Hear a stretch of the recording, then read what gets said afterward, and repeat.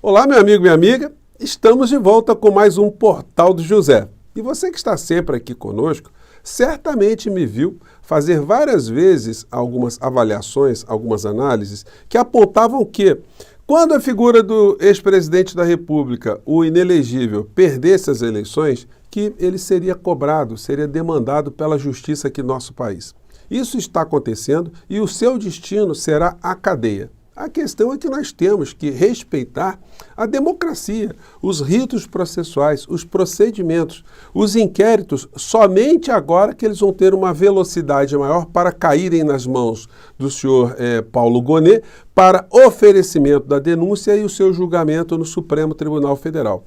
Esse será um ano decisivo e nós teremos que todos os dias estar aqui com os olhares bem atentos, cobrando as instituições e denunciando algumas estratégias que visam impedir que isso aconteça. Hoje nós ainda temos o rescaldo, os órfãos do bolsonarismo que estão nas redes sociais, estão em vários cantos aí, tentando cada vez mais arrastar o discurso para um campo que distrai a sociedade brasileira. Eles mesmos, muitos deles, não têm nem noção do que estão fazendo. Simplesmente agarraram ali numa corrente política que está dando retorno financeiro para eles, estão melhorando as suas vidas particulares e, na verdade, eles não têm nenhuma identidade com aquilo que eles defendem. O que eles jogam para fora são situações que eles não praticam nas suas vidas particulares e nas suas vidas políticas também. Hoje eu vou compartilhar aqui com vocês um entendimento de um alto quadro do PT que, enfim, quando ele joga alguma afirmação, alguma análise, as pessoas tanto da esquerda quanto da direita prestam muita atenção porque as avaliações correspondem a muitas situações que de fato aconteceram e muitas situações que estão se delineando para acontecer. Bom, vou conversar com vocês sobre o que está acontecendo, mas antes de mais nada, é sempre muito importante convidar você que está chegando agora ao nosso portal e não nos conhecia, para que você se inscreva aqui conosco e conheça também os nossos outros vídeos. Se você gostar, compartilhe, recomende, não se esqueça. Seu joinha é muito importante, o seu comentário, se puder, se inscreva também no nosso clube de membros, tá legal? Então, vamos aqui aos assuntos. Bom, gente, como eu disse para vocês já nos nossos encontros anteriores, o que sobrou para essas figuras da extrema-direita, que gostam muito de dinheiro, de enxergarem nas redes sociais alternativas, possibilidades de fazerem cada vez mais volumes de notas entrando nas suas contas, o que sobrou para essas pessoas é simplesmente funcionarem como fiscais de comportamento, futriqueiros, fofoqueiros no português claro. Então eles ficam comemorando uma série de situações que servem como vitamina para unificar esse exército de pessoas que nós temos no nosso país, que foi absolutamente sequestrado nas suas formas de enxergar o mundo por esse negacionismo, por essa coisa tão virulenta que se abateu sobre o nosso país. Então isso tem esse propósito, as pessoas vão se alimentando disso. O ódio, o ressentimento são ferramentas ou são sentimentos que são utilizados enquanto ferramentas políticas. Quantas vezes eu comentei aqui com vocês que são processos que se arrastam em várias sociedades, inclusive aqui no nosso país. E hoje eles estão em festa porque uma jornalista que foi funcionária do PL, trabalhou ali com várias figuras do PL, mas teve uma dissidência, migrou para votar na esquerda e está sendo satanizada porque ela está sendo procurada nos Estados Unidos por alguns problemas, envolvendo justiça, imigração, mas essa gente está festejando. O Nicolas Ferreira. Veja pelo lado bom, os dois em breve poderão dividir a cela juntos. Ele está comemorando aqui que essa jornalista seria amiga, ou trocaria correspondências pela internet com o Janones. Aqui a senhora do Te Atualizei. Patrícia Leles é garota propaganda de filiação do PT. Nada mais apropriado. KKKKKK. Então, é o que sobrou para essas figuras, Ela pega aqui foto aqui da Patrícia Leles, enfim, com o Lula.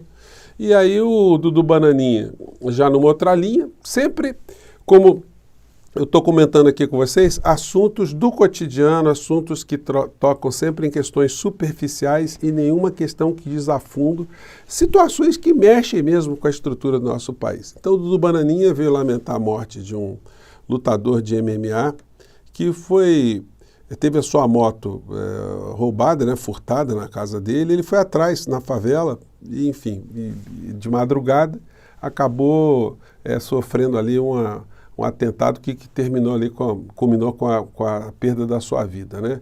E aí o Dudu Bananinha, oportunisticamente, o Rio de Janeiro não continua lindo. Meu pesar aos familiares do lutador Diego Braga, assassinato após tentar recuperar sua moto furtada no Morro do Banco.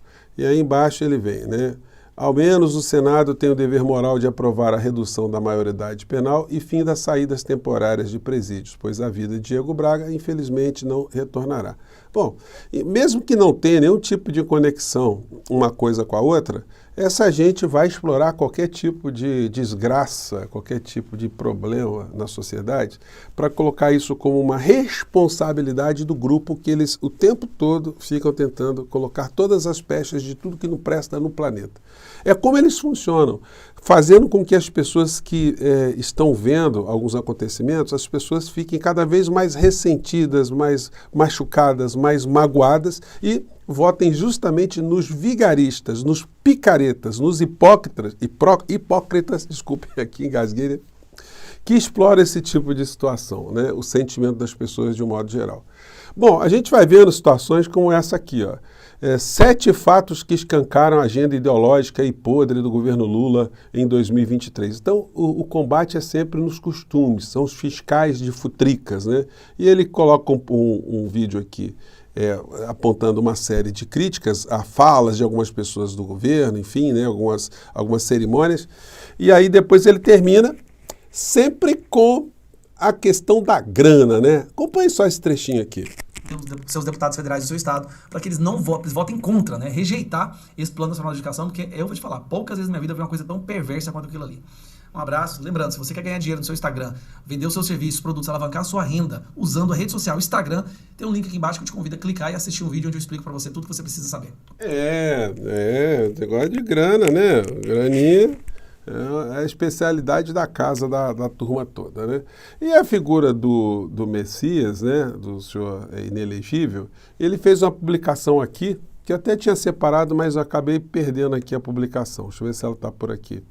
Não é essa aqui, essa aqui. Bom, a arrecadação federal chegou a 2 trilhões e 210 bilhões em 2022. Melhor desempenho, tarará, tarará, tarará.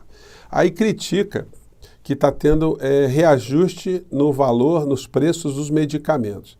Mas ele não vai falar por que está acontecendo isso, né? Qual é a razão. No final ele termina aqui explicando que os aumentos de remédios no Brasil tem essa causa aqui. Isso é um pouco de comunismo, até o momento que tirarão tudo, também a sua liberdade. Então, o aumento no remédio da indústria farmacêutica é problema do comunismo, é o comunismo que está sendo implantado aqui no nosso país. Não existe nada mais calhorda, mais bandido do que esse tipo de situação, né? A matéria explica aqui, muito en passant, o que aconteceu. Remédios terão reajuste 2 vezes esse ano em boa parte do país e já começaram a subir. Entenda. O que aconteceu? Com todo tipo de manobra que o Bolsonaro e a equipe de criminosos dele tinha, né, ao seu redor, quando eles fizeram uma redução drástica na cobrança do ICMS para energia e combustíveis, o que acontece? A receita dos estados foi lá para baixo. Todo mundo, os estados ficaram à míngua.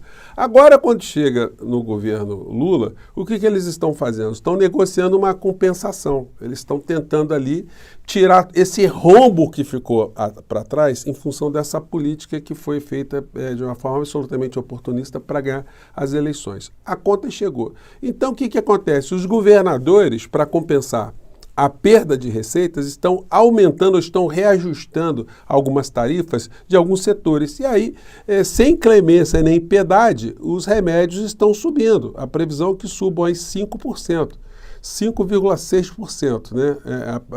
Aliás, que já subiu ano passado e que estão pensando em subir mais alguma coisa. E os estados aqui que estão aumentando o ICMS, alguns são administrados por bolsonaristas também, né? Como o Paraná, o Rio de Janeiro, Rondônia, Tocantins, Distrito Federal, Goiás, então, enfim, mas ninguém vai informar esse tipo de situação, né? E aí, gente, isso nos joga diante de uma questão que foi levantada aqui pelo José Dirceu. José Dirceu diz que direita está ganhando disputa e critica a postura de Gleisi com Haddad, quase uma covardia. Bom, ele partiu aqui para defender visceralmente a política econômica do governo, porque no entendimento dele, qualquer tipo de crítica ajuda a fazer um desgaste adicional e isso fomentaria a direita. Só que tem algumas questões no meio disso tudo. Isso não deixa de ser verdade, não. Mas só ficar observando o rescaldo da direita pelas redes, sem que a gente tenha uma liderança política que puxe a pauta para o cotidiano, porque durante o governo Bolsonaro a gente teve as nossas pautas aqui integralmente puxadas por quem estava no poder, e isso era natural, porque tinha o poder ali de alterar a realidade de muitas situações. Agora não, agora eles estão fora do poder central. Então quem tem a possibilidade de comandar as pautas é o governo, é o presidente da República, é o líder político do campo progressista. Se isso não está sendo feito de uma maneira muito eficiente, a gente fica com um vácuo muito grande. A leitura que Zé Dirceu fez em 2 programas, eu separei para compartilhar com vocês. Vou pegar aqui numa entrevista que ele deu aqui para o Breno Altman. Monetária e fiscal, e cambial, eu sempre falei isso. Política econômica e política de desenvolvimento nacional. Se o BNDES está mudando, o Banco do Brasil, que acho que vai voltar a ser o que era, vai haver investimento em ciência e tecnologia, nós vamos mudar a educação brasileira, vai reindustrializar o país? A pergunta foi feita se ele entendia que a política do governo Lula, no plano econômico, era neoliberal. Ele negou, ele disse que não. Isso, porque dentro da correlação de força é que nós podemos fazer. Porque nós somos minoria na Câmara do Senado e somos minoria na sociedade, porque a direita está com maior poder de mobilização, maior presença no território e faz a luta ideológica. Então há um problema que nós temos que... Mas aí o seguinte, aí no outro programa, o Zé Dirceu fala, né, que as bases têm que ser reorganizadas, né, tem que partir para uma elucidação maior nos discursos políticos. Ele diz o seguinte aqui nesse outro programa. Nós temos que pensar tudo isso nesse Congresso, né? Como é que nós vamos fazer também essa mudança do PT. O PT também precisa de uma atualização assim, política, teórica, de organização, para enfrentar os desafios. Porque se nós analisarmos a situação da direita, eu tenho dito, fortalecimento, nós temos que observar como é que esses partidos estão se fortalecendo. Não é só parlamentar e eleitoral, também território, diretórios e lideranças e militância. PP, PF, PSD, PN, União Brasil, eles estão ficando fortes. Hoje o país está muito politizado. Está muito politizado e em disputa político-cultural. E a direita... Olha só, a questão, eu volto a salientar, a leitura dele está correta, corresponde com a realidade. Mas por que isso estaria acontecendo? Porque eles têm uma centralização do discurso da insanidade que vai movimentando, através disso que eu comentei aqui com vocês, o ressentimento, o ódio, as frustrações, o elemento religiosidade que veio para unir várias dessas situações numa mesma direção. E nós temos também, no governo atual, algumas situações que fomentam algumas estruturas que estão a serviço exatamente do aumento desses diretórios, dessas bases. O que tem essa gente como propósito? Eles têm uma ideologia, eles querem transformar o Brasil, eles têm um plano econômico, um plano de educação, o que é? Não, é apenas capilarizar cada vez mais essas correntes para que elas funcionem como uma grande base para justamente manter o status quo do nosso país como nós temos hoje, com tantas injustiças e tantos abismos. Então, a leitura do Zé Dirceu está certa, mas nós precisamos que o presidente da nação, enquanto líder político progressista, que ele tenha uma conexão maior com a sociedade, que os partidos da base progressista também consigam, através dos discursos, chamar mais pessoas para se engajarem, para criarem estruturas ou para fortalecer estruturas, para entender o que está acontecendo no mundo, o que está acontecendo no Brasil e ajudar, de fato, a termos mudanças importantes. Porque só jogando a bola para o lado e fazendo o que sempre foi feito no campo da política, de fato, a gente vai correr riscos muito sérios, né? É a visão que eu tenho, gostaria da sua opinião. Mande para cá, tá bom? Um grande abraço e até o nosso próximo encontro. Tchau!